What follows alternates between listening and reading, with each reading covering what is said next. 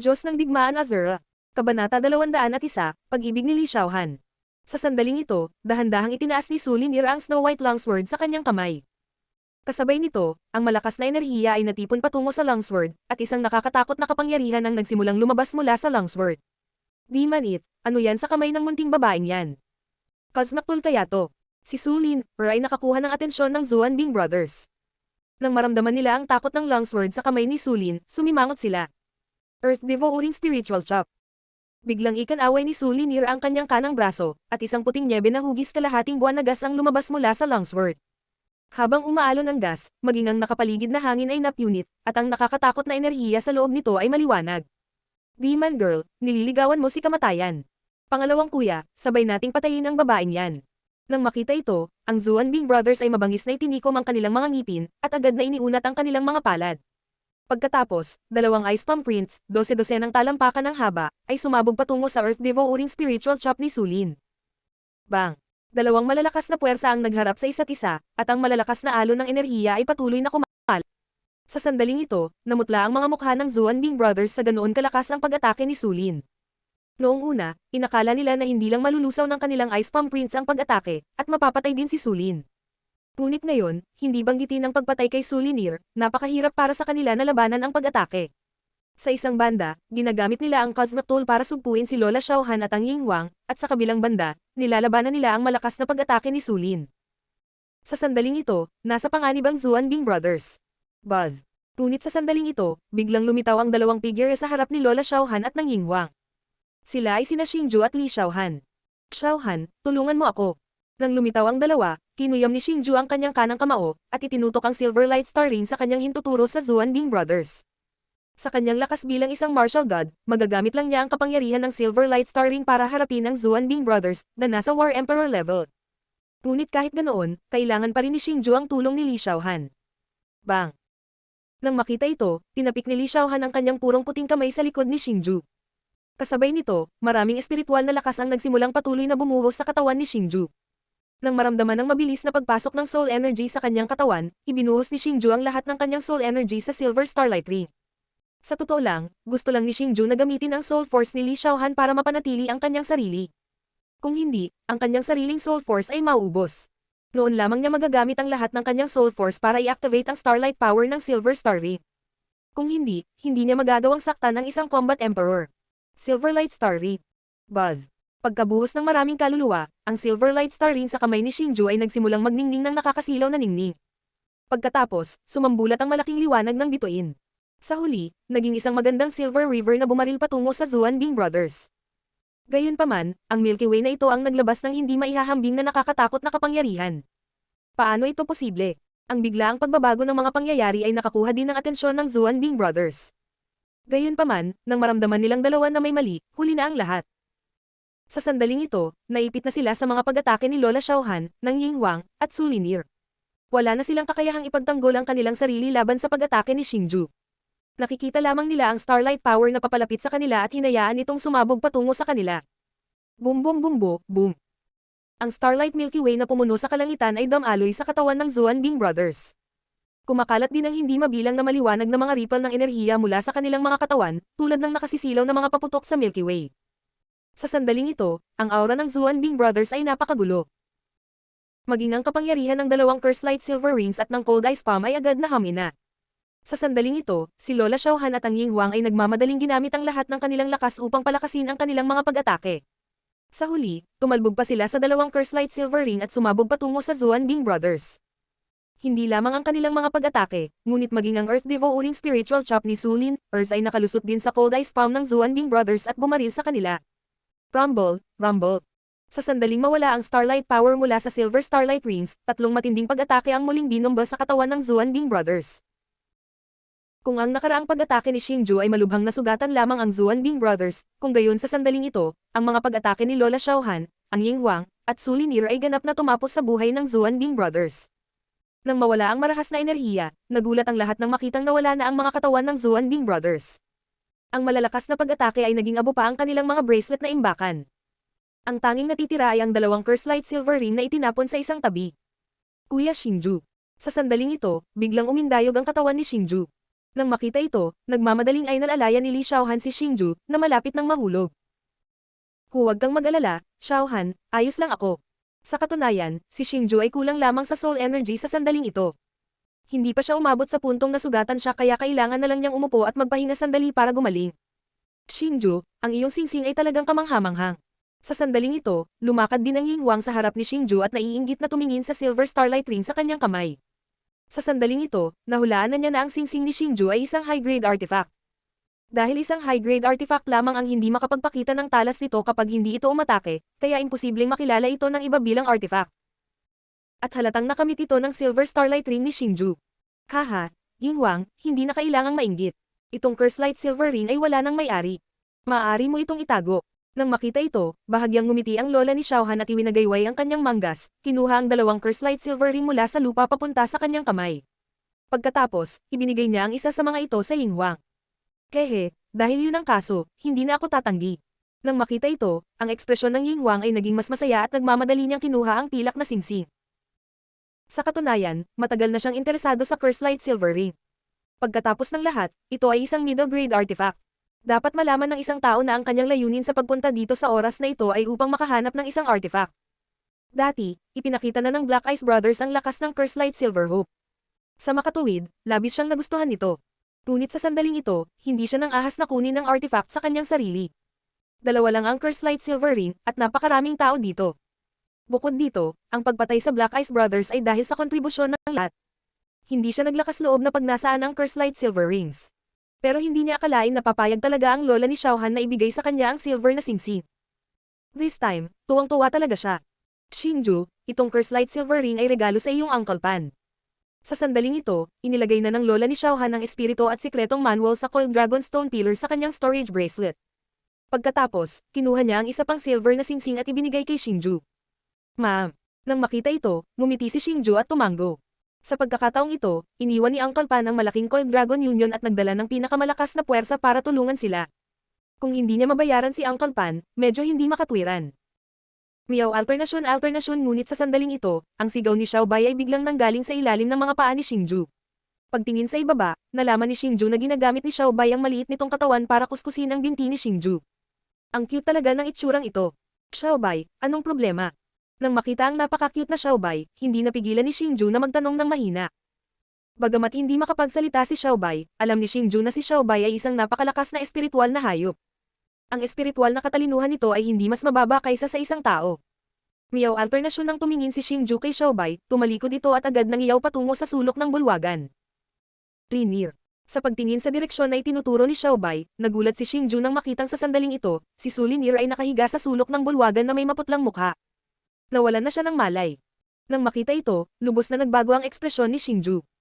Walang pakialam sa sarili niyang katawan, sumuray-suray siya patungo kay Su Linir. Kuya Xingju, mag-ingat ka. Nang makita si Xingju sa sandaling ito, labis din ang pagkabalisa ni Li Xiaohan. Kaagad, mabilis niyang ay nalalayan si Xingju at dinala siya sa tabi ni Sulin. Kuya Xingju, si Ate Linir ay hindi seryosong nasugatan. Nag-overexerted lang siya. Mukhang malaki ang epekto sa kanya ng galaw na ginamit niya dati. Nang makarating sila sa harap ni Su Linir, tiningnan ni Li Xiaohan ang mga sugat ni Sulin.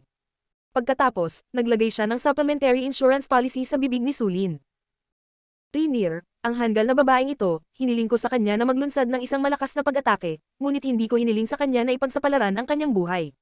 Matapos marinig ang mga salita ni Li Xiaohan, bamantong hininga si Xingju at sinisi ang sarili. Napakatanga, ngunit ang paggawa ng mga bagay para sa taong mahal mo ay ganito. Matapos marinig ang mga salita ni Xingju, mahinang ngumiti si Li Xiaohan. Xiaohan, anong ibig mong sabihin? Gayunpaman, pagkatapos marinig ang mga salita ni Li Xiaohan, si Xingju ay nalilito. Nagmamadali niyang tanong, Kuya Xingju, hindi mo talaga naiintindihan ang puso ng isang babae. Hindi mo ba nakikita na gusto ka ni Ate Linir? Nang makita ang blankong ekspresyon ni Xingju, napapaut si Li Xiaohan sa kanyang maliit na bibig at nagreklamo. Kaagad, hinawakan niya ang puting nyebe na buhok ni Sulin na may kaunting sakit sa puso. Kahit na matagal na niyang hindi kilala si Sulin, sobrang nagustuhan ni Li Xiaohan si Sulin. Ang dalawa sa kanila ay naging isang pares ng napakabuting kapatid na babae. Bukod dito, nakita na ni Li Xiaohan ang damdamin ni Sulin para kay Xingju. Xiaohan, huwag kang magsalita ng kalokohan. Paano kaya yon? Kapatid ko si Linir. Nang makita ito, nagmamadaling umiling si Xingju ng buong lakas at mariing itinanggi ito. Kuya Xingju, aking mag-isa si Ate Linir. Sa puso niya, masasabing wala siyang ideya kung paano makihalubilo sa ibang tao. Ikaw ang nagpuno sa blanko na ito. Napakadalisay ni Sister Linear. Tinatawag mo ang kanyang kapatid at tinatrato kanya bilang isang kapatid. Gayunpaman, kahit siya ay hindi alam na ang nararamdaman niya para sa iyo ay hindi iyon ng magkapatid. Ito ay ang pag-ibig sa pagitan ng isang lalaki at isang babae. Sa sandaling ito, matigas na sinabi ni Li Xiaohan kay Xingju. Matapos marinig ang mga salita ni Li Xiaohan, agad na tumahimik si Xingju. Bigla niyang naramdaman na ang mga salita ni Li Xiaohan ay talagang napakamakatwiran. Kung pinag-iisipan niya itong mabuti, ang kabaitan ni Su Lin sa kanya ay talagang parang, Kuya Xingju, gusto ko talaga si Ate Linear. Paano kung hayaan mo kaming dalawang magkapatid na samahan ka sa hinaharap? Sa sandaling ito, ang malalaking matubig na mata ni Li Xiaohan ay biglang naging isang pares ng magagandang crescent moon. Ang matamis na ngiti niyang iyon ay lubhang nakakabighani. Xiaohan, anong pinagsasabi mo? Sa puso ko, ikaw lang. Hindi ako tatanggap ng iba. Huwag mo nang banggitin ang ganitong bagay sa hinaharap. Gayunpaman, pagkatapos marinig ang taos-pusong mga salita ni Li Xiaohan, naging abnormal ang mood ni Xingju. Pagkatapos, nang hindi hinintay ang tugon ni Li Xiaohan, hinailan niya ang kanyang bahagyang pagod na katawan at tumalikod upang maglakad patungo kay Uncle Pan at sa iba pa. Pero, Ate Linear, ano ang dapat kong gawin? Pagkaalis ni Xingju, hindi nakaramdam ng saya si Li Xiaohan dahil sa pagmamahal ni Xingju. Sa kabaligtaran, sa kanyang magandang mukha, isang bakas ng sakit sa puso ang lumitaw. Ang kanyang sakit sa puso ay para kay Su Linier na nahimatay sa kanyang mga bisig. Para kay Li Xiaohan, wala siyang pakialam sa ibang mga babae na ibahagi ang pagmamahal ni Xingju sa kanya. Sa kabaligtaran, makikisimpatya pa siya sa mga babaeng may nararamdaman para kay Xingju. Ito ay dahil ayaw niyang maging makasarili at monopolyo si Xingju. Napakalaki ng pagmamahal niya kay Xingju. Hanggat maaaring maging masaya si Xingju, magiging masaya siya. Diyos ng Digmaan Azura.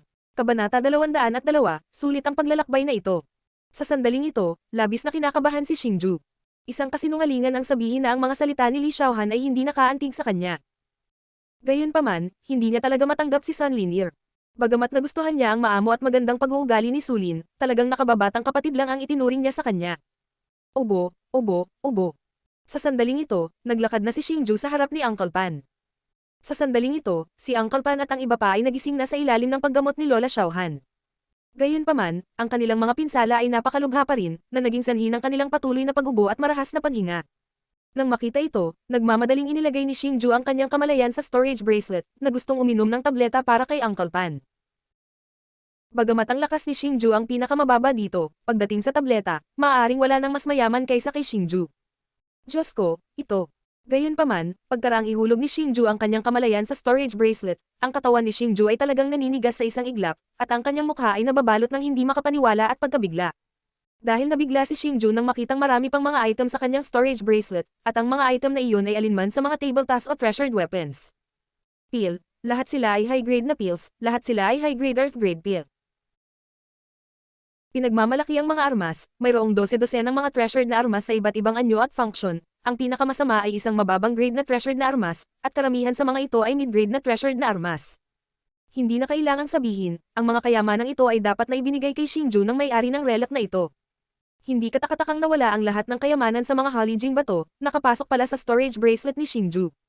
Nakita ko, pagkaraan ng ilang sandali, biglang lumitaw ang isang ngiti sa mukha ni Xingju. Dahil sa wakas ay naunawaan na niya ang kahulugan ng malakas na lalaki. Tila alam na niya ang kasunduan sa pagitan ni Xingju at ng iba pa, at nakita na rin niya ang kalikasan ni Zuanbing at Zuanbing. Iyon ang dahilan kung bakit sinasadya niyang iwan ang Soul Essence, para hayaang ilantad sina Zuanbing at Zuanbing ang kanilang tunay na kalikasan. Tila ayaw niyang mahulog ang kanyang kayamanan sa kamay ng naturang kontrabida. Xingju, anong problema? Nakatingin sa humahajijak na si Xingju, si Lola Xiaohan, si Uncle Pan at ang iba pa ay nagulat, at agad na nagtanong na kinakabahan. Nang makita ito, nagmamadali rin si Li Xiaohan, natatakot na lumala ang mga pinsala ni Xingju. Hehe, tingnan mo, nang makita ito, tumawa si Xingju. Sa isang alon ng kanyang manggas, lumitaw ang 12-12 ng treasured artifact na kumikislap na may nakasisilaw na liwanag. Kabilang sa mga kayamanang ito, mayroong mga baluti, sandata, at mga accessories. Gayunpaman, lahat sila ay mga mid-grade na kayamanan na may mga espesyal na enerhiya. Mahahalagang artifact. Ito ay tunay na mahahalagang artifact. Bukod dito, lahat sila ay mid-grade treasured weapons. My God! Ito ay hindi ka panipaniwala. Xingju, saan ka nakakuha ng napakaraming mahalagang armas? Matapos makita ang mga mahalagang sandata na ito, lahat ng naroroon ay nagulat. Maging si Lola Xiaohan at ang iba pang mga eksperto ay hindi maiwasang matuwa. Bagamat bukas palad na ibinigay ni Lola Xiaohan ang dalawang singsing na pilak kina Ying Huang at Uncle Pan, dapat malaman na wala siyang mahalagang armas sa kanyang sarili. Para sa kanya, napakalaking hangarin na magkaroon ng isa. Sa sandaling ito, napakaraming mid-grade treasured weapons sa harap niya. Kahit gaano pa siya kalmado at marunong, hindi niya mapigilan ang pananabik sa kanyang puso. Hindi rin ako sigurado. Ngayon lang, gusto ko lang bigyan si Uncle Pan ng isang mahalagang tableta. Sa huli, nalaman ko na may mas maraming treasured weapons sa storage bracelet. Nang makitang nagtanong ang lahat, walang itinago si Xingju at tumawa. Mukhang nagustuhan ka ng may-ari nitong relic. Wala sa mga taong naroroon ang bobo. Matapos marinig ang mga salita ni Xingju, naunawaan nila ang nangyari. Kaagad, lahat sila ay tumingin ng naiinggit kay Xingju. Nakuha na ngayon ni Xingju ang pag-aproba ng may-ari ng relic, at ang mga mahalagang armas na ito ay natural na pagmamay-ari ni Xingju. Sa napakaraming mahalagang armas, naiinggit ang lahat. Kahit ano paman, matagumpay nating naabot ang kailaliman ng relic at nakuha ang mga kayamanang ito. Hindi mapapansin ang mga kontribusyon ng bawat isa. Sa makatuwid, mula sa mga kayamanang ito, lahat ay maaaring kunin ang alinman sa gusto mo. Nang makita ang inggit na mga ekspresyon sa mukha ng lahat, nahulaan na ni Xingju kung ano ang iniisip ng lahat. Tapos ngumiti siya at sinabi, ang dahilan kung bakit handa si Xingju na ilabas ang mga premyadong artifact na ito ay dahil gusto niyang ibahagi ang mga ito sa lahat. Sa kasalukuyan, si Xingju ay may 10-10 premyadong artifact. Gayunpaman, walang mataas na gradong premyo ng mga artifact sa kanila. Kaya, para kay Xingju, na mayroon ng mataas na uri ng kayamanan tulad ng Silverlight Starring Ring, ang mga mahalagang armas na ito ay hindi gaanong nagagamit. Maaari rin niyang gawin ang lahat ng pabor at ibigay ang mga ito. Pagkatapos ng lahat, kung wala ang tulong ng lahat, hindi niya magagawang maabot ang kailaliman ng relic at makuha ang mga treasured weapons na ito at ang tableta. Haha, aking munting kaibigan na si Xingju, ikaw ay tunay na mapagbigay. Kung ganoon, hindi ako magpipigil. Buntong hininga, hindi masama itong inner armor. With this inner armor, magkakaroon tayo ng isa pang life-saving asset. Kukunin ko, kehe, saka hindi rin ako magpipigil. Hindi naman masama itong gininto ang espada. Napakalakas talaga nito. Kukunin ko. Gayunpaman, pagkatapos marinig ang mga salita ni Xingju, ang lahat ay naging mas nasasabik. Dahil sa pasasalamat sa kabutihang loob ni Xingju, hindi sila nagpigil at nagsimulang pumili ng kanilang mga paboritong treasured weapons. Sa pagharap sa tukso ng mga iniingatang sandata, nawalan ng kalmado ang lahat. Si Ying Huang at Uncle Pan ay mayroon ng Curse Light Silver Rings, kaya bawat isa ay pumili ng isang defensive treasure. Para sa dalawang elder ng Coiling Dragon Union, pumili sila ng isang nakakasakit na kayamanan. Para naman sa lola ni Xiaohan, Li Xiaohan, at Xingju, pinayagan silang pumili ng kahit anong gusto nila. Hindi mahalaga kung gaano karaming mga mahalagang armas ang kanilang kinuha. Gayunpaman, ang tatlo sa kanila ay pumili lamang ng isang kayamanan bawat isa. Pumili ang lola ni Xingju ng dagger na kasing laki ng bulsa. Ang dagger ay napakaliit, ngunit ito ay talagang may pinakamataas na kalidad sa gitna ng mga treasured na armas. Kailangang sabihin na napakatalas ng mata ng matandang babaeng ito. Para kay Li Xiaohan, pumili siya ng panloob na baluti. Para sa kanya, mas pinili niyang lumaban gamit ang sarili niyang lakas. Hindi niya gustong gumamit ng mga treasured weapons. Bukod dito, sa kanyang kasalukuyang lakas, hindi niya ma-activate ang mga treasured weapons. Kung tungkol sa panloob na baluti, ito ang pinaka-praktikal. Matapos magising si Su Linier, gusto rin siyang bigyan ni Xingju ng isang kayamanan. Gayunpaman, tumanggi si Su Lin anuman ang mangyari. Sa huli, sa ilalim ng matatag na saloobin ni Xingju, pumili siya ng Jade Bracelet. Kahit na ang pulse areas ay napakaganda, ito ay isang mababang uri lamang na kayamanan. Gayunpaman, kung nagustuhan ito ni Su Linier, walang sinabi si Xingju. Sa katunayan, alam din niya na para kay Su Lin, ang kayamanang ito ay walang silbi. Baka gusto lang niyang itago ito bilang souvenir. Matapos malaman na may gusto sa kanya si Su Lin, ang damdamin ni Xingju kay Su Linier ay naging hindi maipaliwanag na komplikado. Pagkatapos nito, ang lahat ay excited na sumugod patungo sa punong tanggapan ng Coiling Dragon Alliance. Sa pagkakataong ito, masasabing lubhang masagana ang ani ng lahat. Nakuha ng lahat ang mga bagay na gusto nilang makuha, at ang ilan sa kanila ay mas masagana. Tiyak na walang kabuluhan ang paglalakbay na ito. Pagkatapos bumalik sa punong tanggapan ng Coiling Dragon Union, lahat ay nagpahinga ng ilang araw. Gayunpaman, pagkaraan ng ilang araw, tinawag ng lola ni Li Xiaohan sina Xingju at Li Xiaohan sa pavilion na kanyang tinitirhan. Sa nakalipas na mga araw, pinag-aralan ng mabuti ng lola ni Xiaohan ang iba pang secret soul book na nakuha niya mula sa ancient ruins. Bukod dito, natuklasan niya na kung ang dalawang secret soul books ay pinagsama-sama, ito ay talagang isang kompletong paraan upang pinuhin ang soul essence. Bukod dito, sa lihim na libro, mayroong isang soul martial skill na tinatawag na soul doppelganger. Sinabi na kapag ang soul martial skill na ito ay matagumpay na nalinang, ang orihinal na katawan ng isang tao ay maaaring gawing doppelganger. Ang doppelganger ay magkakaroon ng parehong martial skill at lakas gaya ng orihinal na katawan. Ang ganitong uri ng makapangyarihang soul martial skill ay masasabing sobrang misteryoso. Kung matagumpay na malinang ng isang tao ang soul doppelganger na ito ay katumbas ng pagdedouble ng lakas ng isang tao. Kapag ito ay angkop para sa isang labanan, ito ay magiging kapaki-pakinabang. Gayunpaman, ang mga kinakailangan upang linangin ang soul doppelganger na ito ay lubhang malupit din. Bukod dito, natupok nito ang maraming kapangyarihan ng kaluluwa. Sa makatuwid, hindi madaling linangin ang kasanayang militar na ito ng kaluluwa. Xingju, Li Xiaohan, tiwala ba kayong dalawa na mapadalisay ninyo ang kaluluwang ito? Sa sandaling ito, sa pavilion, itinuro ng lola ni Li Xiaohan ang dalawang kaluluwa sa mesa at sinabi kina Xingju at Li Xiaohan. Ilang sandali lang ang nakalipas, naitala na nina Xingju at Li Xiaohan ang pamamaraan ng paglilinang ng Soul Secret Book sa kanilang mga puso. Sa makatuwid, sa sandaling ito, ang lola ni Li Xiaohan ay talagang gustong malaman kung ang dalawa sa kanila ay maaaring pinuhin ang kaluluwang ito sa kanilang kasalukuyang lakas. Lola, hindi ako nang ahas na sabihin na 100% ang tiwala ko, ngunit hindi dapat maging problema ang pagpino nito. Gayunpaman, maaaring tumagal ito ng ilang oras. Nang makita ito, ngumiti si Xingju. Noon, nang pinuhin ni Xingju ang isang malaking bilang ng mga beast soul, inabot siya ng kabuuang 2 buwan. Ngayon, ang kaluluwang ito ay higit sa 1,000 beses na mas malakas kaysa sa mga kaluluwang hayop na iyon. Bagamat ang lakas at kapangyarihan ng kaluluwa ni Xingju ay mas malakas kaysa dati, magtatagal pa rin ito upang pinuhin ang kaluluwang ito. Bukod dito, tinanong na ni Xingju si Old Kang noon. Ang pagdadalisay ng kaluluwa ay isang unti-unting proseso. Hindi ito maaaring ganap na pinuhin sa isang pagkakataon. Sa halip, kailangan itong pinuhin ng paunti-unti at hinihigop ng paunti-unti. Sa makatuwid, ito ay magtatagal. Ang dahilan kung bakit nabigo ang mga magulang ni Li Xiaohan noon ay dahil hindi sapat ang kanilang paraan ng pagdadalisay ng kaluluwa. Pangalawa, ang bilis ng pagpino ay masyadong mabilis, na humantong sa backlash ng kaluluwa. Kabutihang palad, matapos linisin ang katawan ng ama ni Li Xiaohan, ang marahas na kapangyarihan ng kaluluwa ay naubos na. Kaya naman, nang ilipat ito kay Li Xiaohan, ligtas at maayos ito. Ano ang tungkol sa iyo, Li Xiaohan? Nang makita ito, mahinang ngumiti ang lola ni Li Xiaohan. Pagkatapos ay tumingin siya kay Li Xiaohan, na nasa tabi ni Xingju. Kapareho ng kuya Xingju. Nang marinig ang tanong ng kanyang lola, tumingin si Li Xiaohan kay Xingju at sumagot ng nakangiti. Kung gayon, ipinagpipilitan pa ba ninyong dalawa na dalisayan ang kaluluwang ito? Nang makita ito, muling nagtanong ang lola ni Li Xiaohan. Sa katunayan, ang lola ni Li Xiaohan ay hindi nagtaguyod para sa kanilang dalawa na pinuhin ang kaluluwang ito ngayon. Gusto niyang maghintay hanggang sa maabot nilang dalawa ang working level.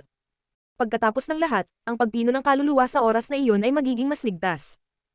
Gayunpaman, sina Xingju at Li Xiaohan ay sabik na ayusin ito ngayon, kaya ang lola ni Li Xiaohan ay lubos na walang magawa. Gayunpaman, dahil nagpumilit silang dalawa, hindi siya masyadong nakikialam. Kung tutuusin, ang kaluluwang ito ay orihinal na inihanda para sa kanilang dalawa. Oo, gusto naming pagbutihin ang aming lakas sa lalong madaling panahon. Matapos marinig ang mga salita ng lola ni Li Xiaohan, nagkatinginan sina Xingju at Li Xiaohan at sabay na sumagot. Case.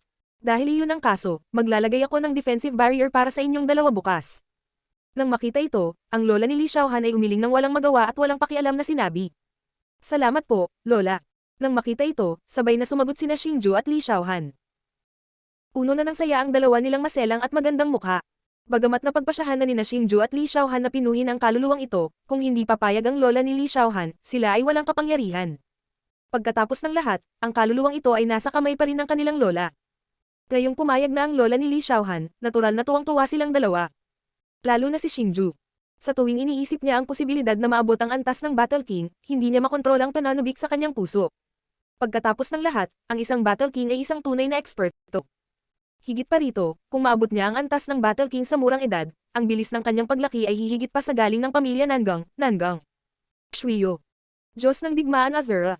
Kabanata 203, Pagpino ng Kaluluwa. Kinaumagahan, nang muling sumikat ang araw, na buong gabing natutulog, mula sa silangan at nagwiwisik sa lupa, madilim na ang langit.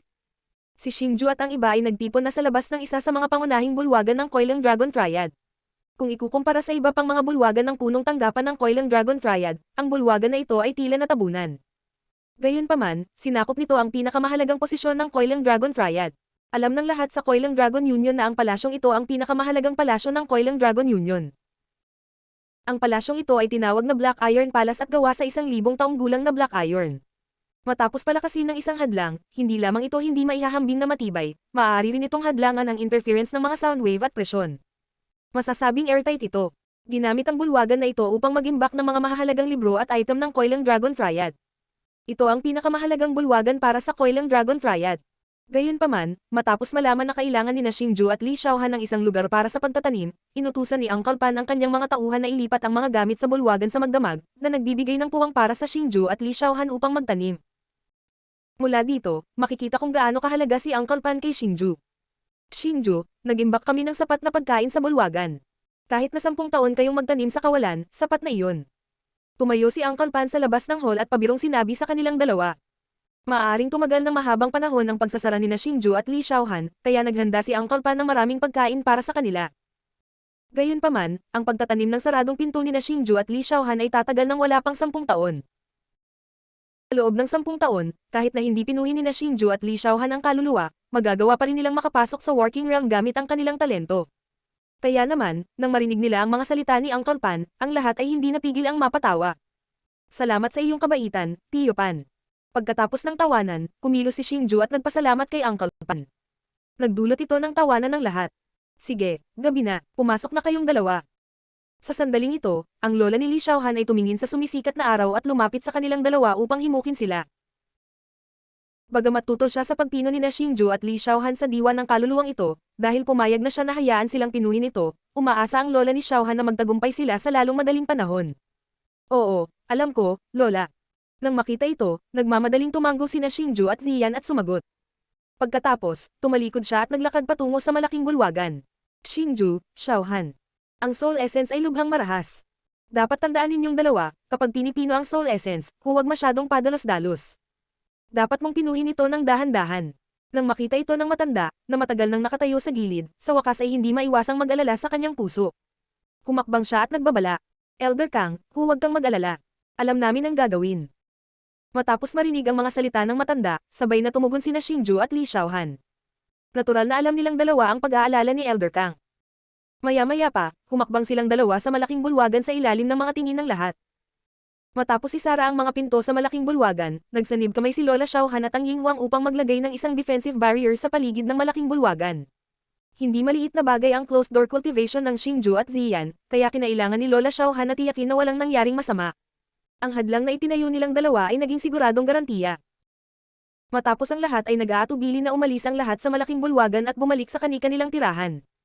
Lahat sila ay umaasa na makita kung anong antas ang mararating ni Xingju at Ziyan pagkatapos lumabas sa kanilang closed door cultivation, at kung magagawa ba nilang malagpasan ang kanilang mga limitasyon at maabot ang working realm. Pero at sa parehong oras, sobrang kinakabahan din sila. Natatakot sila na baka may mangyari kina Xingju at Li Xiaohan.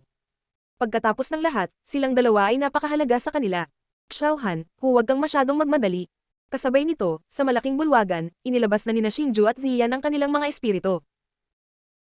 Nakatingin sa espiritu na puno ng siksik na espiritual na enerhiya, sinabi ni Xingju kay Li Xiaohan.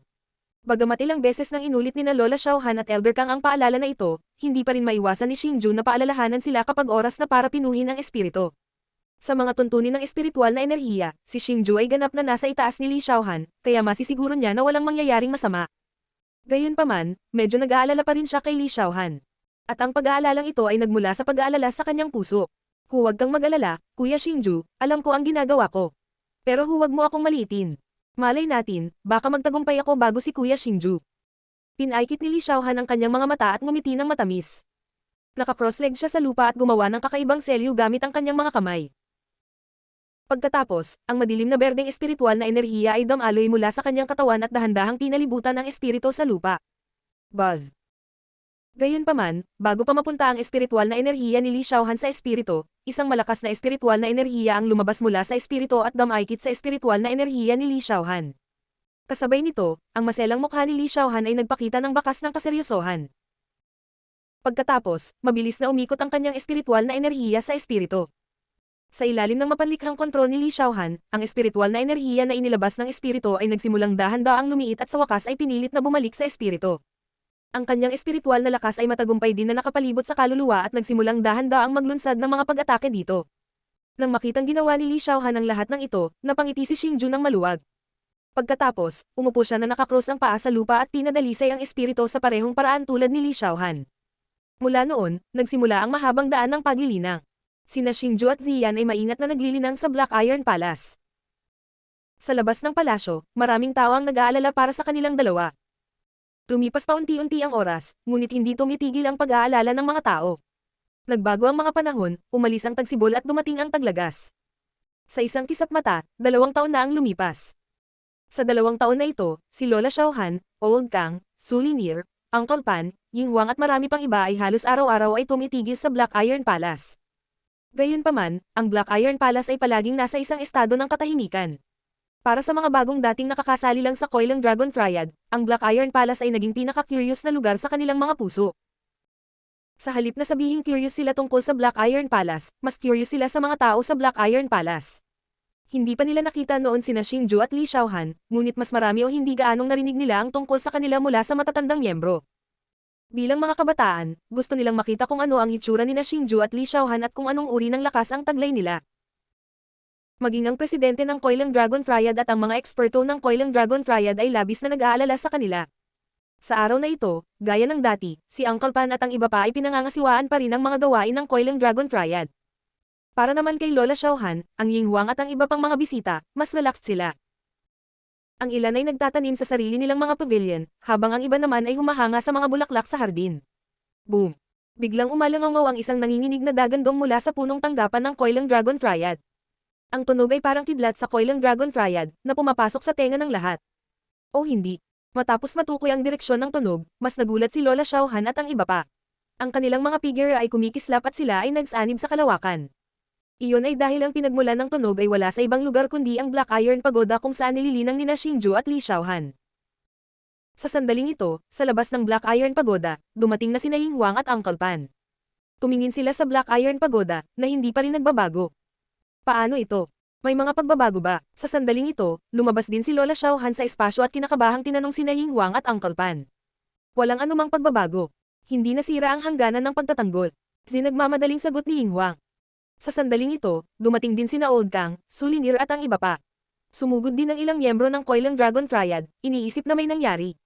Senior Meng, bakit hindi natin buksan ang palasyo at tingnan? Matapos mag-obserba ng ilang sandali, sa wakas ay hindi na napigilan ni Uncle Pan ang kaba sa kanyang puso at lumapit siya sa tabi ni Lola Xiaohan. Hindi natin kaya. Ang mga panginginig noon ay maaaring maging napakahalagang sandali para kay Xingju at Little Han. Kung tayo ay pumasok ngayon, maaaring makaapekto ito sa kanilang dalawa at magdulot ng backlash. Agad namang tinanggihan ni Lola Xiaohan ang ideya. Gayunpaman, masasabi ng lahat na mas nag-aalala si Lola Xiaohan kay Xingju at Little Han kaysa sa iba. Ngunit sa sandaling ito, wala silang magagawa. Ang tanging magagawa nila ay maghintay. Lumipas ang 2 oras. Lumipas ang 4 na oras. Lumipas ang 10 oras. Ang nakakasilaw na araw ay napalitan ng isang mabituing gabi, ngunit walang anumang abnormal na tunog na nagmumula sa Black Iron Pagoda. Pero kahit ganun, hindi umalis ang lahat. Sa halip, mas lalong tumindi ang pag-aalala sa kanilang mga mukha. Natakot sila na may nangyari kina Xingju at Little Han, at habang tumatagal, mas malaki ang posibilidad na mangyari iyon. Kaya, ang lahat ay labis na kinabahan, ngunit wala silang magagawa. Mapait lang silang maghintay. Buzz. Sa sandaling ito, isang hilera ng nakasisilaw na ron ang biglang lumiwanag sa Black Iron Pagoda. Ito ang hangganan na itinakda ni Lola Xiaohan at ng Ying Huang. Mahirap masira ang hangganan mula sa labas, ngunit medyo madaling masira ito mula sa loob. At ang sitwasyon ngayon ay nangangahulugan na may sumisira sa hangganan mula sa loob. Mukhang lalabas na sila. Ang biglaang pagbabago ay naging sanhi ng pagkagulat ng lahat. Kaagad pagkatapos, tumingin sila sa pasukan ng palasyo na kinakabahan. Dahil napagtanto na nila na maaaring nagtagumpay na ang pagbitay sa kanilang dalawa. Creak. Sa sandaling ito, ang mahigpit na nakasarang Black Iron Gate ay nagsimulang dahan-daang bumukas sa ilalim ng mga tingin ng lahat. Sa sandaling ito, ang kaba ng lahat ay tumaas sa limitasyon. Buzz. Bigla, pagkatapos naganap na mabuksan ang Black Iron Gate, 2 napakalakas na presensya ang kumalat mula sa Black Iron Pagoda. Ang 2 presensya ay napakalakas. Habang nagkakalat sila, maging ang hangin sa paligid ay naglalabas ng mga tunog ng alitan. Para itong isang mabangis na tigre na bumababa sa bundok, o isang dragon na umuusbong mula sa dagat. Ang presyon ay hindi napigilan. Working, ito ay talagang working. Nang maramdaman nila ang mapang-ipang aura, bukod sa iilan na nakarating na sa working realm o mas mataas, ang mga mukha ng mga miyembro ng Koilang Dragon Association ay napuno ng pagkabigla. Tanging isang eksperto sa Battle King lang ang makakapagbigay sa kanila ng ganitong mapang-ipang aura. Yung 2 brats. Gayunpaman, nang maramdaman nila ang pressure, ang nag-aalalang mukha ni Lola Xiaohan, ng Ying Huang, at ni Uncle Pan ay naging lubhang nakaka-relax at masaya. Hindi lang nila naramdaman ang pressure ng isang working expert, naramdaman din nila ang 2 pamilyar na aura. Sila ay sina Xingju at Li Xiaohan. Kehe, pinaghintay ko na lahat. Sa sandaling ito, isang malinaw na boses ang umalangaw mula sa Black Iron Pagoda. Pagkatapos, dahan-daang lumabas sa pagoda ang isang lalaki at isang babae. Nang makita ng mga miyembro ng Coiling Dragon Association ang lalaki at babae, napuno ng pagsamba ang kanilang mga mukha. Ang babae ay kasing ganda ng isang diwata, habang ang lalaki naman ay kasing ganda ng isang God of War. Kung ikukumpara sa maraming kabataan ng Coiling Dragon Association, para silang dalawang perlas sa dagat ng buhangin, nakasisilaw at nagniningning. Sila ay natural na sina Xingju at Li Xiaohan, na 2 taon nang nag-iisa. Diyos ng Digmaan Azura. Kabanata 204, ang aksidente ng Imperial Wind Pavilion. Low-level war key. Mukhang napino na niyong dalawa ang kaluluwa. Pagtingin sa pasukan ng Black Iron Palace, sina Xingju at Li Xiaohan ay parehong nakangiti ng may kumpiyansa at naglalabas ng malalakas na aura. Isang masayang ngiti ang lumitaw sa medyo may edad na mukha ni Lola Xiaohan. Sina Xingju at Li Xiaohan ay naglilinang sa pag-iisa sa loob ng 2 taon. Sa loob ng 2 taon na ito, nag-alala si Lola Xiaohan tungkol kina Xingju at Li Xiaohan. Ngayon, hindi lamang matagumpay na napadalisay ni na Xingju at Li Xiaohan ang kaluluwa, narating din nila ang kaharian ng Combat King. Natural, tuwang-tuwa ang matandang babae na ito. Hindi lamang magagamit ng Combat King Realm Cultivator ang Battle Chi, na ilang beses na mas malakas kaysa sa Martial Chi, ngunit mayroon din silang nakakatakot na lakas ng pakikipaglaban. Higit pa rito, maaari nilang paikliin ang Battle Wings, na nagpapahintulot sa kanila na makawala mula sa mga tanikala ng mundo at pumailanglang sa kalangitan. Hindi na sila nakilala ng mga tao, at naging maladyos na pag-iral sa mata ng mga ordinaryong tao. Gayunpaman, medyo mahirap mag-cultivate sa Combat King Realm. Dahil sa iba't ibang kakayahan, ang ilang mga tao ay mananatili sa Combat King Realm sa natitirang bahagi ng kanilang buhay. Ang ilang mga tao ay kailangang magtanim ng daan-daang taon bago nila maabot ang kaharian ng Combat King. Kahit na ang mga may mahusay na talento ay mangangailangan ng hindi bababa sa ilang dekada. Sa makatuwid, sina Xingju at Li Xiaohan ay maaaring ituring na walang katulad na mga henyo para sa kakayahang maabot ang Combat King Realm sa murang edad. Sa sandaling ito, hindi lamang sina Lola Xiaohan, Old Man Kang, Uncle Pan, Ying Huang, Su Liner, at Xiao Chen ang lahat ay natuwa. Katulad ni Lola Xiaohan, umaasa silang lahat na ligtas na makalabas sa pag-iisa sina Xingju at Li Xiaohan. Matapos makaalis sa pag-iisa sina Xingju at Li Xiaohan, upang ipagdiwang ang kanilang tagumpay, nagdao si Uncle Pan ng isang piging sa punong tanggapan ng Coiling Dragon Triad. Ito ang naging pinakamasayang araw para sa Coiling Dragon Triad mula nang magsimula ang conflict sa pagitan ng Coiling Dragon Triad at Wind Thunder Valley. Sa gabi, kapag ang araw ay ganap na natatakpan ng kadiliman ng gabi, ang punong tanggapan ng Coiling Dragon Triad ay maliwanag na naiilawan at mataong sa ingay at kaguluhan. Ang punong tanggapan ng Coiling Dragon Gang ay isang lubhang maluho at malaking lungsod. Sa loob ng lungsod, mayroong isang napakaluwang na plaza. Ang plaza na ito ay orihinal na ginamit para sa isang emergency na pagtitipon ng lahat ng miyembro ng Coiling Dragon Gang. Gayunpaman, sa sandaling ito ang naging venue para sa piging ni Uncle Pan. Ang plaza na ito ay maaaring tumanggap ng 10,000 tao, at mayroong higit sa 10,000 miyembro sa punong tanggapan ng Coiling Dragon Association. Kaya naman, ang plaza ay masasabing puno ng dagat ng mga tao sa sandaling ito. May napakalaking stage sa gitna ng plaza, at sa stage, may mga kanta at sayaw. 12 ng mga dilag ang nagtanghal ng magagandang kanta at sayaw, at tumanggap sila ng tuloy-tuloy na palakpakan at tagay mula sa plaza. Uncle Pan, kami ni Little Han ay matagumpay na nakapasok sa Working Realm. Salamat sa pag-aalaga sa amin sa nakalipas na 2 taon. Sa sandaling ito, si Xingju, na nakaupo sa tabi ni Uncle Pan, ay nagsalita ng may bahagyang pasasalamat na tono. Sina Xingju at Li Xiaohan ng closed-door cultivation ay sinakop ang Black Iron Palace ng Coiling Dragon Triad sa loob ng 2 taon. Ang Black Iron Palace ay ang lugar kung saan iniimbak ng Coiling Dragon Triad ang kanilang mahahalagang bagay. Gayunpaman, dahil sa closed-door cultivation ni na Xingju at Li Xiaohan, ang mga mahahalagang bagay na iyon ay inilipat sa ibang mga lugar.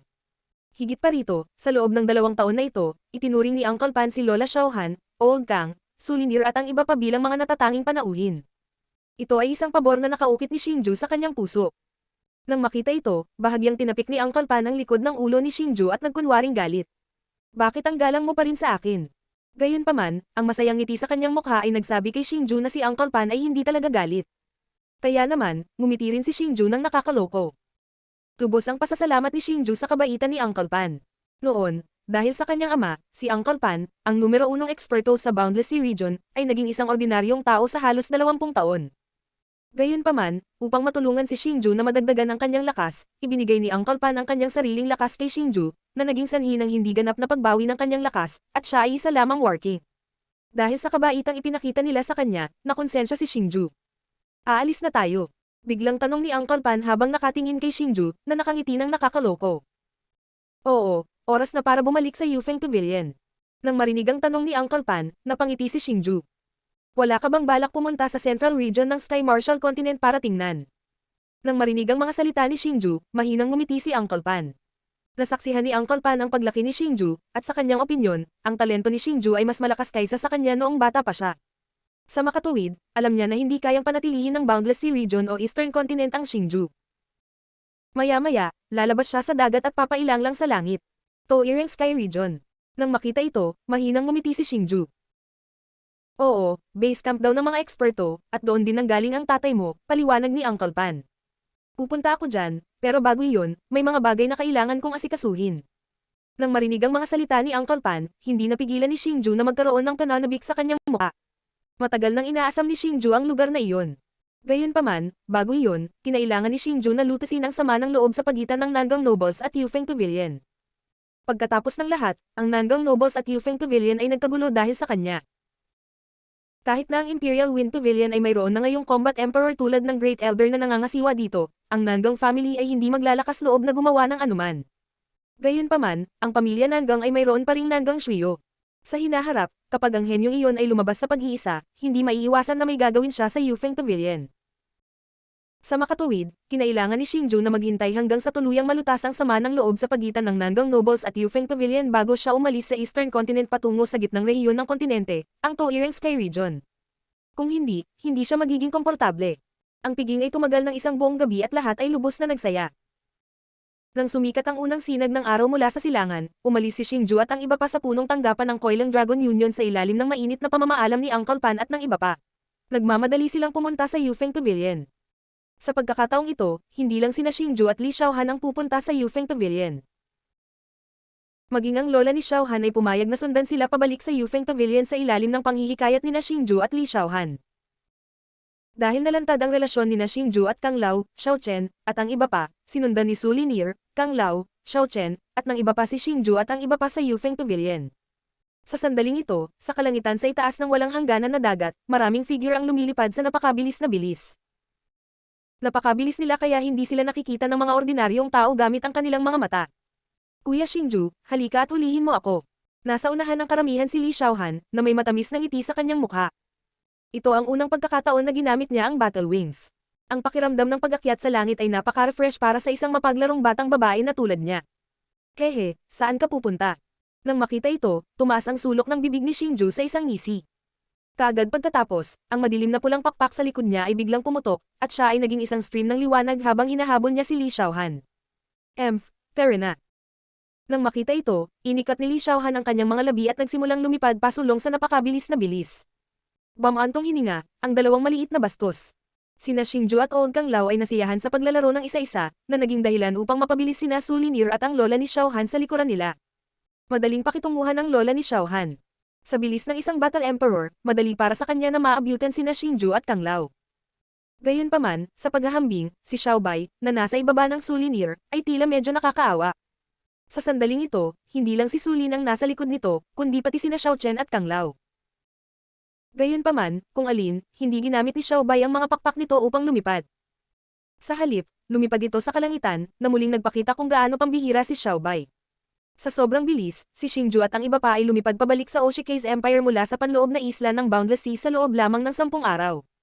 Dapat malaman ng isang tao na kinailangan ni Li Xiaohan at Xingju ng 4 na buwan upang pumunta sa panloob na isla ng dagat na walang hanggan.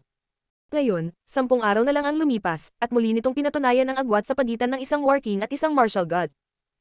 Ang Floating Cloud Mountain, kung saan matatagpuan ang Yufeng Pavilion, ay kasing ganda ng dati. Ang mga ulap ay lumutang sa kalangitan, ang mga talon ay umaagos, at ang mga ibon ay umaawit sa kagubatan. O hindi. Gayunpaman, nang lapitan ni Xingju ang Floating Clouds Mountain, ang kanyang orihinal na masayang ekspresyon ay agad na nagbago. Pagkatapos, binilisan niya at lumipad patungo sa Imperial Wind Pavilion sa napakabilis na bilis. Nang makita ito, mabilis ding sumunod si Li Xiaohan at ang kanyang lola, dahil sa sandaling ito, pareho silang may masamang pakiramdam. Mayroong libu-libong mga disipulo sa Yufeng Pavilion. Karaniwan, ang Yufeng Pavilion ay masasabing napakasigla, ngunit sa sandaling ito, ang malaking Yufeng Pavilion ay walang laman. Not to mention the lively scene in the past, wala kahit anino ng tao. Isa lamang itong patay na lungsod. Kakaiba, saan napunta lahat? Sa sandaling ito, nakarating na si Xingju sa Yufeng Pavilion. Nakatayo sa trono ng Yufeng Pavilion, nakikita niya ang buong Yufeng Pavilion. Sa pagtingin sa walang laman na Yufeng Pavilion, nakaramdam ng pagkabalisa si Xingju. Kuya Xingju. Sa sandaling ito, sina Li Xiaohan, Xingju, at ang iba pa ay lumapit din sa kanya. Sa pagtingin sa lahat ng nasa harap nila, napuno din sila ng pagkabalisa. Xiaohan, huwag kang mabalisa. Titignan ko. Nang makita ito, dahan-dahang ipinikit ni Xingju ang kanyang mga mata.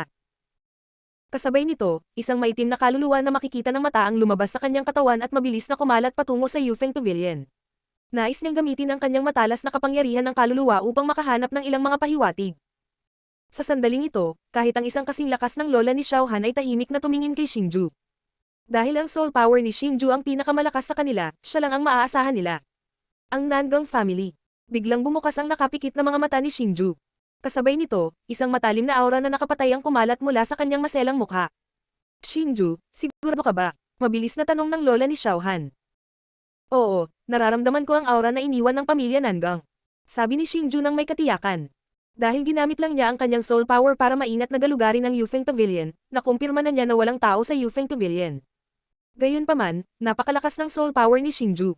Kaya, nahanap pa rin niya ang mga aura ng ilang eksperto mula sa pamilya Nangang sa Yufeng Pavilion. Ang mga aura na ito ay pag-aari ng ilang management elder ng Nangong family. Nang salakayin ng pamilya Nangang ang Yufeng Pavilion, nakipagpulong si Xingju sa mga matatandang iyon. Kaya, nakikilala pa rin niya ang kanilang mga aura. Ngunit ang ikinababahala ni Xingju ay maliban sa mga matatanda, nakaramdam din si Xingju ng isang napakakubling aura. At ang aura na ito ang nagparamdam kay Xingju ng hindi pa nagagawang pakiramdam ng panganib. Ito ay isang aura na nalampasan ng pinakamataas na matatanda. Diyos ng Digmaan Azura. Kabanata 205, Impulsyon. Ngunit ang ating Yufeng Pavilion ay protektado ng unang Pavilion Master. Paano nakapasok ang pamilya Nangang? Higit pa rito, kung talagang Nangang family iyon, tiyak na magkakaroon ng malawakang labanan. Gayunpaman, ang Yufeng Pavilion ay hindi nasira. Malinaw, walang matinding labanan. Matapos marinig ang mga salita ni Xingju, sinabi ni Li Xiaohan na may nagtatakang ekspresyon. Sa harap ng isang ganap na powerhouse, walang paraan upang i-activate ang Pavilion Defense Formation. Katulad nito, sa harap ng isang absolute powerhouse, walang paraan upang labanan.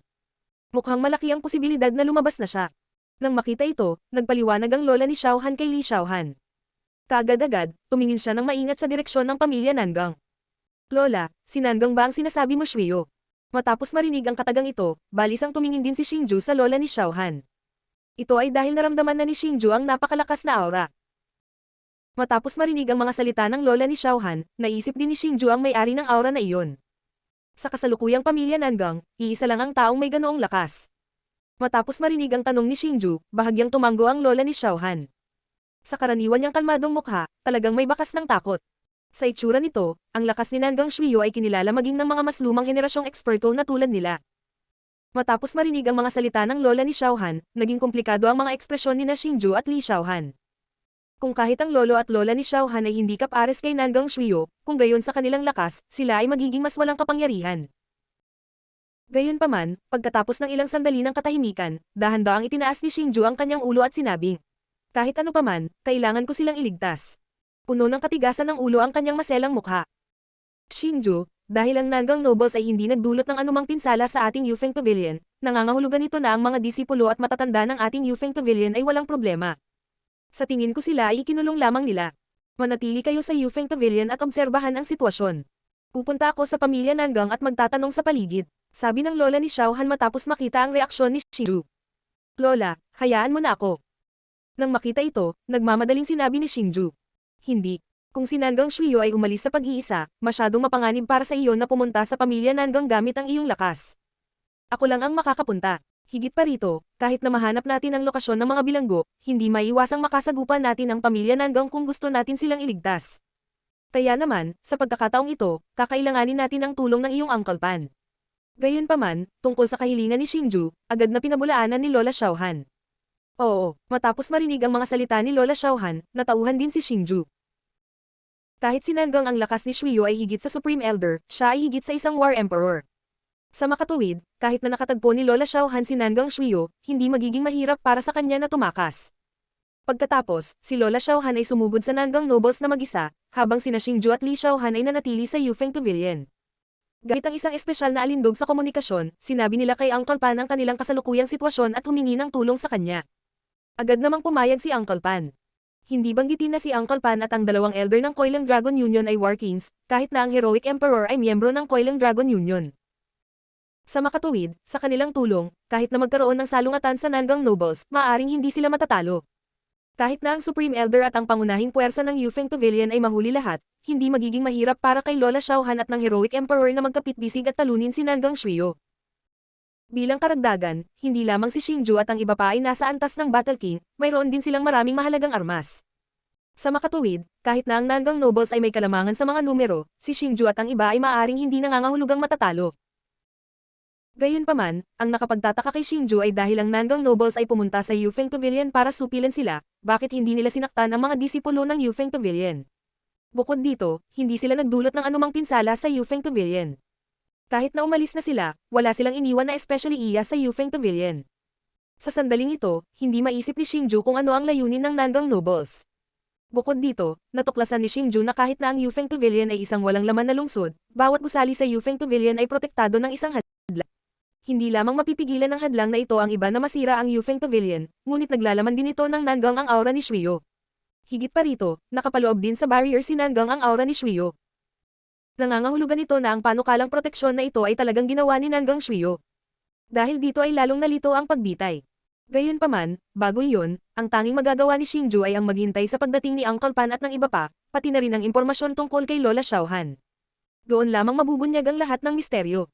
Sa mahabang paghihintay na ito, ang oras ay tila napakabagal na lumipas. Para kina Xingju at Li Xiaohan, ang maikling panahon na ito ng 10 araw ay parang 10 taon. Sa loob ng 10 araw na ito, hindi nagbago ang Yufeng Pavilion. Bukod sa iilan sa kanila, walang ibang nakarating sa Yufeng Pavilion.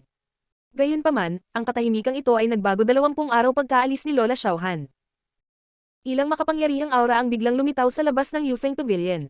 Bagamat sadyang itinago nila ang kanilang mga aura, hindi pa rin sila nakatakas sa pagtuklas ng kaluluwa ni Xingju. Gayunpaman, kahit na ang malalakas na aura na ito ay patuloy na lumalapit, si Xingju ay hindi nakaramdam ng kaba. Sa kabaligtaran, naging masaya siya. Ito ay dahil ang mga aura na ito ay lubos na pamilyar kay Xingju. Sila ay ang Yinhuang, Uncle Pan, at ang dalawang War Kings ng Coiling Dragon Union. Kaagad, dinala ni Xingju si Li Xiaohan sa Yufeng Pavilion para salubungin si Uncle Pan at ang iba pa. Gaya ng inaasahan, makalipas ang ilang sandali, ilang figure ang lumabas sa espasyo. Sila ay si Uncle Pan at ang iba pa. Nang makita ni Uncle Pan si Xingju, dali-dali siyang pumunta sa gilid ni Xingju at humihingi ng tawad. Xingju, sorry talaga. Dahil biglaan ang nangyari, maraming bagay ang kailangang ipaliwanag sa Coiling Dragon Union. Na-late ako. Tito Pan, huwag mong sabihin yan. Malaki ang pasasalamat ko na handang tumulong sa akin. Nang makita ito, nagmamadaling sinabi ni Xingju. Hindi ko akalain na ganito pala kalakas ang pamilya Nangang. May expert talaga sila na kahit si Senior Meng ay hindi kayang harapin. Mukhang ang kabuuang lakas ng Eastern Continent ay mas mataas kaysa sa Boundless Sea. Sa sandaling ito, ang sabi ni Yinhuang na may buntong hininga. 20 taon na ang nakalilipas, ang pinakamalakas na eksperto sa Eastern Continent ay isa pa ring mataas na antas na War King. Sa oras na iyon, marami ng War Emperors sa Boundless Sea. Bukod dito, si Uncle Pan ang pinakamalakas sa kanila. Bagamat ang walang hangganang dagat ay nawalan ng maraming Battle Emperors nang mabuksan ang unang sinaunang pagkasira, mayroon pa ring Battle Emperors na nagbabantay sa Boundless Sea. Ngunit ngayon, mayroong 3 Battle Emperors sa Eastern Continent. Bukod dito, ang bawat isa sa kanila ay mas malakas kaysa sa nauna. Sa makatuwid, kung gagamitin nila ang kanilang tunay na lakas, ang walang hangganang dagat ay hindi katugma sa silangang kontinente. Hehe, hindi ngayon ang oras para ikumpara ito. Sa sandaling ito, isang boses ang biglang tumunog mula sa espasyo sa tabi ng Yinhuang. Pagkatapos, lumitaw ang figure ng isang matandang babae. Nang lumitaw ang matandang babae na ito, ang mga mukha ni Xingju at ng iba pa ay napuno ng saya. Ito ay dahil ito ay si Lola Xiaohan, na pumunta sa Nangang family upang mangalap ng impormasyon. Lola, ano pong sitwasyon? Matapos lumitaw si Lola Xiaohan, hindi napigilan ni Xing Execution ang pagkabalisa at nagmadaling magtanong. Naimbestigahan ko na. Ang bagay na ito ay ginawa nga ng pamilya Nangang. Ang utak ay si Nangang Shuyo, na halos 20 taon nang nag-iisa. Gayunpaman, ang kakaiba ay hindi sinaktan ng pamilya Nangang ang mga tao sa aming Yufeng Pavilion. Sa tingin ko si Nangang Shuyo ay siguradong may binabalak. Sa ngayon, ang mga matatanda ng main pavilion ay nakakulong sa pamilya Nangang. Para naman sa mga alagad at matatanda ng Yufeng Pavilion, sila ay nakakulong sa isa sa mga training ground ng Nangang family. Tsaka pagkatapos ng Nangang nakuha ni Shuyo ang mga disipulo ng Yufeng Pavilion, iniwan niya ang pamilya Nangang. Gayunpaman, may 2 pang War Emperors sa Nangang family. Bagaman ang kanilang lakas ay hindi kasing lakas ng Nangang ang kay Shuyo, mahihirapan silang iligtas ang mga matatanda. Nang marinig ang tanong ni Xingju, ipinaliwanag ni Lola Xiaohan ng detalyado ang impormasyong nakalap niya. Marami pang War Emperors. Paano ito posible? Bakit biglang magkakaroon ng dalawa pang Battle Emperors ang Nangang family? Pagkatapos marinig ang mga salita ni Lola Xiaohan, naulilitong tanong ni Xingju. Ngayon na Nangang iniwan ni Shuyo ang pamilya Nangang, ito ang pinakamagandang oras para iligtas ang mga tao. Gayunpaman, hindi niya inaasahan na ang pamilya Nangang ay magkakaroon pa ng dalawa pang War Emperors. Sa ganitong paraan, si Lola Xiaohan at ang Heroic Emperor ay mapipigilan, at magiging mahirap na iligtas ang mga tao. Ang dalawang iyon ay panauhin lamang na matatanda ng pamilya Nangang. Pagkatapos ng kamatayan ng Supreme Elder, wala na silang anumang pakikipag-ugnayan sa pamilya Nangang. Pagkatapos si Nangang Shuyo ay lumabas sa pag-iisa, ang dalawang lumang bagay na iyon ay bumalik sa pamilya Nangang. At saka, naabot na nila ang War Emperor level. Nang marinig ang tanong ni Xingju, dahan-daang nagpaliwanag si Lola Xiaohan. Eto na, magkakilala ang dalawang guest elder na iyon at si Lola Xiaohan. Pagkatapos ng lahat, sila ay mga dalubhasa sa tuktok ng parehong henerasyon. Matapos marinig ang mga salita ni Lola Xiaohan, naunawaan din ni Xingju na ang dalawang War Emperors na iyon ay malamang na pareho ni Lola Xiaohan at ng Supreme Elder. Nalampasan lang nila ang War Emperor level ilang taon na ang nakalipas, kaya hindi siya masyadong nag-aalala. Medyo malayo ang training ground ng Nangang family sa kinaroroonan ng Nangang family. Bukod dito, kakaunti lang ang mga matatanda na nagbabantay dito sa oras na ito. Maaari muna natin silang iligtas, at pagkatapos na sila ay mailagay, maaari na tayong pumunta sa Nangang family. Sa oras na ito, muling sinabi ni Lola Xiaohan. May elder ba sa pangunahing palasyo ng pamilya Nangang sa mga gwardya? Nang marinig ito, nagulat si Xingju at mabilis na nagtanong. Hindi ako sigurado, ngunit para sa isang mahalagang bagay, ang pamilya Nangang ay tiyak na magpapadala ng isang matanda upang bantayan ito. Nang marinig ang tanong ni Xingju, dahan-daang sinabi ni Lola Xiaohan. Kung ganoon ang kaso, mas mabiyon. Matapos marinig ang mga salita ni Lola Xiaohan, isang mahinang ngiti ang lumitaw sa mukha ni Xingju. Sa kasalukuyan, ang pamilya Nangang ay malinaw na may mas maraming war kings kaysa sa kanila. Gayunpaman, kung mayroong isang matanda sa pangunahing palasyo na nagbabantay sa lugar ng pagsasanay kung saan nakakulong ang mga disipulo, nangangahulugan ito na hindi lamang nila mailigtas ang mga disipulo, kundi mahuli din ang mga war kings. Kung iyon ang kaso, mahirap sabihin kung sino ang mas malakas sa pagitan ng dalawang panig.